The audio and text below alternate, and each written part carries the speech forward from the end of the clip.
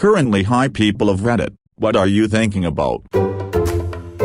Creationist existential loop fun. Assuming God must have infinite energy to create the known universe, he must have infinite capacity for thought, makes sense with the stated omniscience. Therefore, anything imagined in such a mind should have the fidelity to be indiscernible internally from the objective reality being considered. From that standpoint, a person would not be able to tell if actually living in the created universe or the thoughts of God while planning it. Thought occurred to me while plastered during my last year as a comp. Sigh.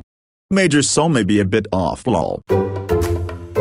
As Einstein's theory of general relativity attempted to tackle this problem, general relativity is proven by the way, and still passes tests till this day. Most recently it passed another test. General relativity posits that time and space are interwoven into a single metaphysical fabric called space-time. Now if you were to imagine a long bedsheet stretched out and supported only on its four corners, and a heavy ball is placed in the center, the sheet will bend downwards, right? Space-time works the same way, except this bedsheet is space-time and the ball is massive bodies like planets and stars. The outcome of this is gravity. Now let's say you placed an object at any point on this bedsheet. The object would roll, slide down into the point where the ball, since the ball is heavy enough to bend the sheet downwards. That's how gravity works. This dent in space-time attracts objects within an area, depending on how big the body and therefore the dent in space-time is,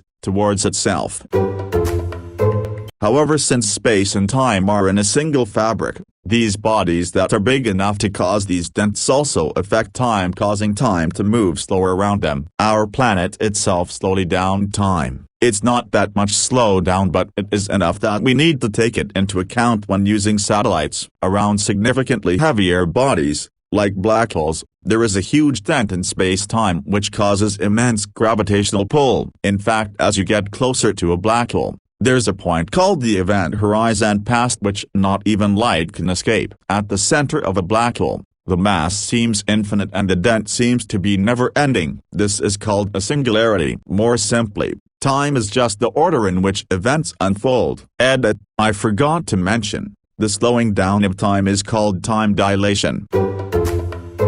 Thinking about getting another tattoo, smoking a cigarette, quitting smoking, working out regularly again, where I'll be in a year, regretting my past, cautiously looking forward to my future, how I'm happy to accomplish living alone, how I love my two cats because they're ridiculous, and what will I listen to in bed while looking out the window of my third-story apartment.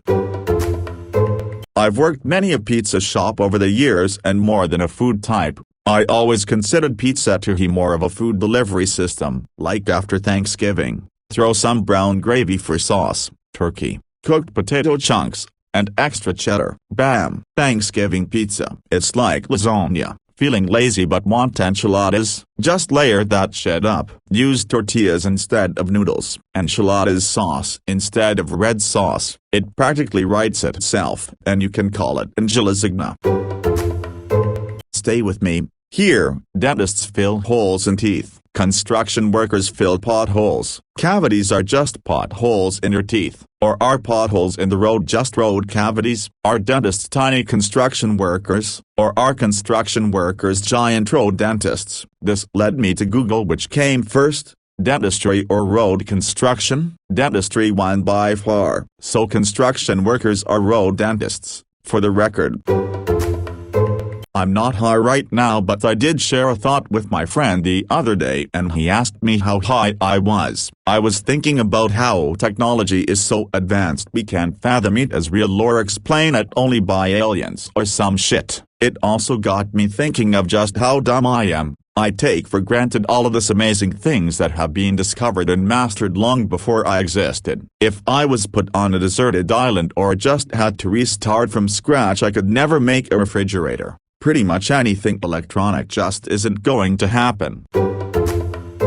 how much I need to pee, but I'm really comfortable and don't want to get out of bed, but I should just get it over with before I get really uncomfortable and possibly my roommate will be in the bathroom for a long time the moment I gather enough energy to get out of bed and walk over there, but I probably won't go, and then the thing I'm most afraid of is going to happen and I'm going to be pissed because I knew it was going to happen and I didn't do anything to prevent it from happening. Not at all, he's devastated. Meanwhile, I'm thinking about how wild it is that Matthew McConaughey went to a planet for 3 hours, and came back 20 years later. Time dilation blows my mind. We could appear immortal to other civilizations. If we master space travel, maybe that's what the old gods did, aliens who mastered space travel, and popped into Earth every once in a while. Of course, our ancestors went nuts and thought the aliens were immortal gods, so they worshipped a bunch of aliens. The aliens were like, "This is cool," and decided to play along like Tulio and Miguel in Road to El Dorado. First I was just enjoying my amphetamine-induced psychosis as I prepare to inject another full load of marijuana into my arm. Then I wake up and remember, oh shit, I was supposed to take the chicken out of the freezer for dinner. Well, too late now, so I chop up another line of weed to snort. Just kidding, kids don't get high. The names of the drugs have changed to protect the innocent. That was my life many winters ago. Clean now for 7 years and counting.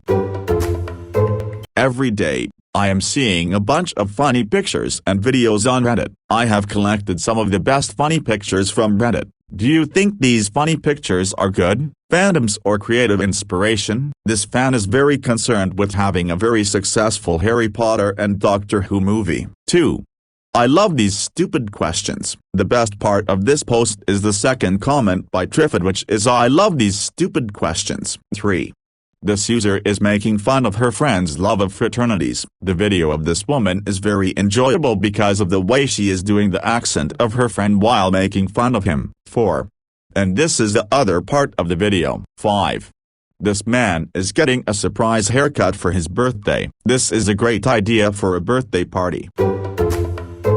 How we all hate how things are, know that we're being oppressed and ruled, know that the masses could rise. How we have enough to live in a world where we don't need money for food, housing, or healthcare, but we don't do anything about it. Either because we're too disenfranchised, don't care, want to take advantage of the system for ourselves, or just are too easily placated by the comforts of modern technology. Will our civilization really go out with a whimper instead of a bang? Are we truly doomed by our own unwillingness to act? We see the fire, yet we drive straight into it because of the inertia of our civilization.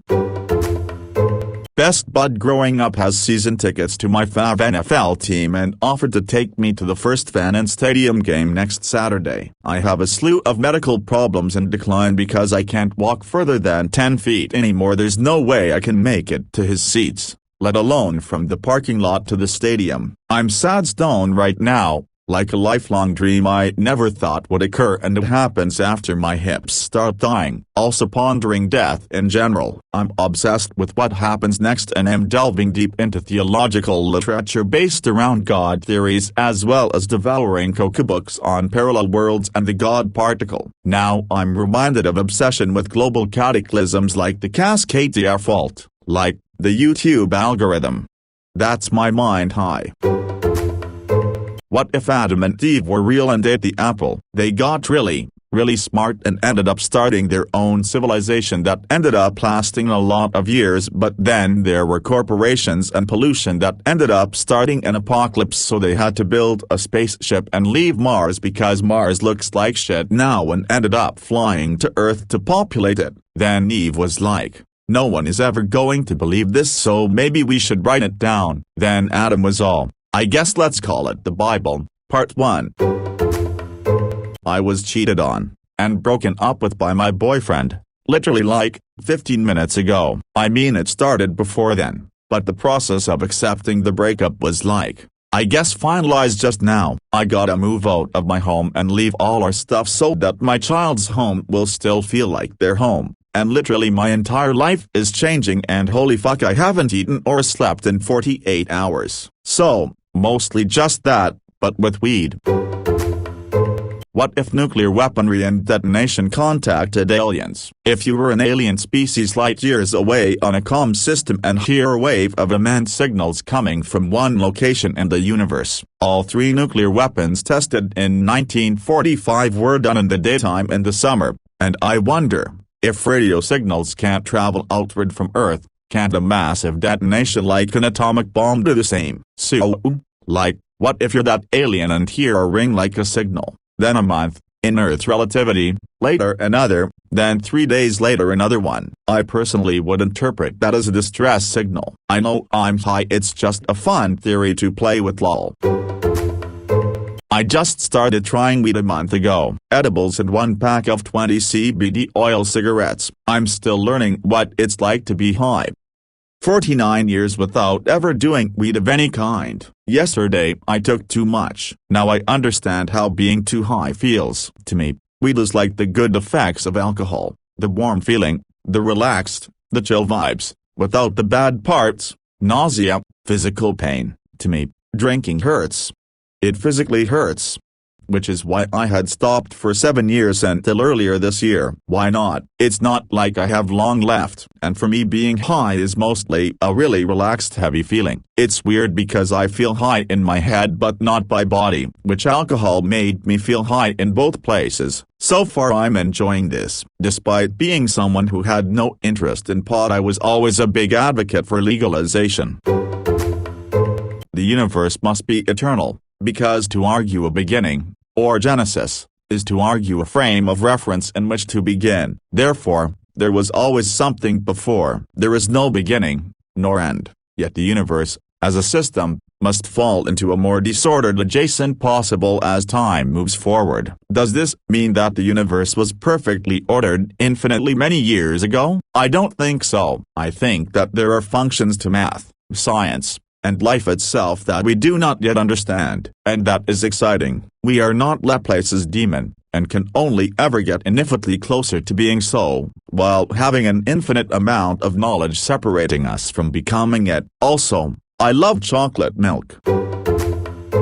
Work really pissed me off. I like my job a lot but I feel really unappreciated. This morning, 2 people called in, which is big in our team, left us super short-handed. Why is it that I, a simple line cook, spent my morning at home trying to get other coworkers to come in, making deals, blah blah blah, on top of playing damage control between my GM and my chef? I shouldn't be in that position. So why? Because I wanted to. Because I like my job and I like my coworkers. The restaurant industry has a way of consuming your life. So these people are like family. I'd give anything to help them out on a bad day. Which makes it really frustrating whenever my chef arrives at work and starts projecting his stress onto me when I try to cheer him up and fuck around with him. I get it if you're not in the mood to joke, of course, but popping off on me and going on a tirade about all the stress and how I was pissing him off really bothered me. I tried to help in every way I could for no reason other than compassion. I wasn't even working in the kitchen this morning.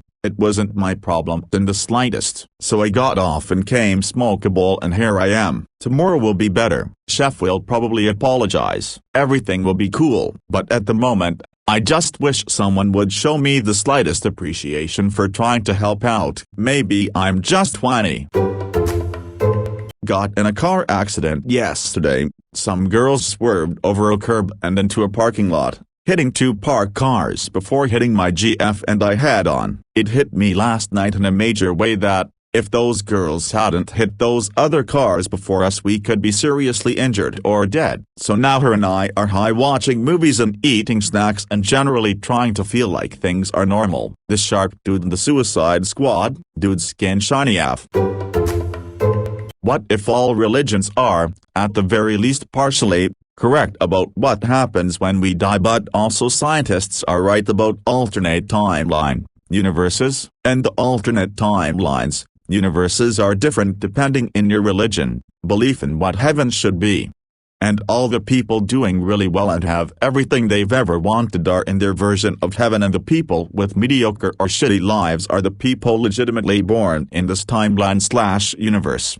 and people who suddenly win the lottery or come into a metric fuckton of money have actually died and reborn without knowing. I've got a whole theory about it that pops into my head every so often and then I'll forget about it.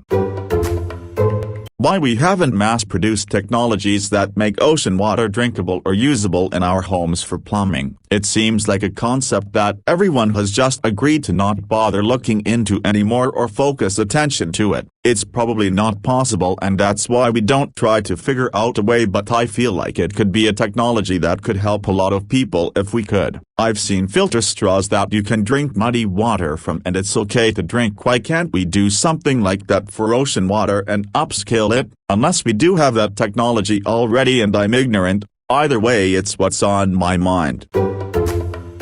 Yes, I was just thinking about that kind of how lots of different religions and cultures reference races of giants and little people, leprechauns in Ireland, Menahune in Hawaii, etc. But what I was thinking was that if a bunch of giants were standing around they wouldn't be we're giant, because they'd all be the same height. And same thing the little people. The designation of being either a giant or a little person is relative us. What if those two races interbred and died out while their offspring evolved and went on to become the modern medium-sized human? Sure, there would have to be a few giant and little person stragglers around to interact with the medium humans, but they'd be rare and would be stuff of legends. Maybe they're part of the lost antediluvian civilizations. They would have been almost completely wiped out by the flood and consequently forced to interbreed between giant and little people in order to proliferate the species. I'm driving my uncle home, long story, but he's the uncle of my abusive ex and hates his family and considers me more family than them. And I'm sitting in the parking lot of a grocery store because he's craving spaghetti, and I'm just so happy because I love him and he loves me and it's just so nice. I've had some hard times with my biological family recently and it's just nice having someone love you but not ask invasive questions. Whether we're going to bring my partner's cat with us when we move. We live in a forest and she was born outside. She's known nothing of an indoor life. She comes inside to eat and sleep. She's never been very affectionate towards us, but we love her and are aware that an indoor life would be much safer for her. If we leave her here with my partner's parents, it would be less stressful overall, though she would grow fat in time. They overfeed their own cat a lot. I'd like to bring her with us. But another downside to that is we probably won't have a long-term stable living situation for a while. We're getting an apartment and neither of us has a degree, so we're limited in the jobs we could have, meaning we might not be in that same apartment more than a year or two. I don't even know. The cat is highly anxiety-prone indoors. She really just seems to prefer being outside. I would feel guilty taking her away from the home she was born and grew up in. I'm afraid of her escaping the apartment one day and never being found. It's just tough. I am thinking about the poor women in Serbia who can't find a proper mate because most Serbian men are misogynistic inbreds. The stats are skulking. There are too many deadbeat men who somehow manage to avoid paying alimony, so women often lose lots of money in the court trying to get these bastards to take care of the children. For every two-parent family there are 20 if not more single moms. The general society never holds these men accountable or shuns them, but God forbid you are a single mother or you decide to give your parental rights away. They would lynch you if they could. For most men, going to a prostitute is a rite of passage. Most popular places are the so-called Blue Bridge in Belgrade and Romania, Bulgaria, Albania. Sometimes for the boy's 18th birthday the father brings home a prostitute so he can become a man. This is not something that happens in rural places. It is common everywhere for men who can't get a woman. They go and literally buy a woman from Moldova or Albania. There is a study done on this issue. It did not stop them,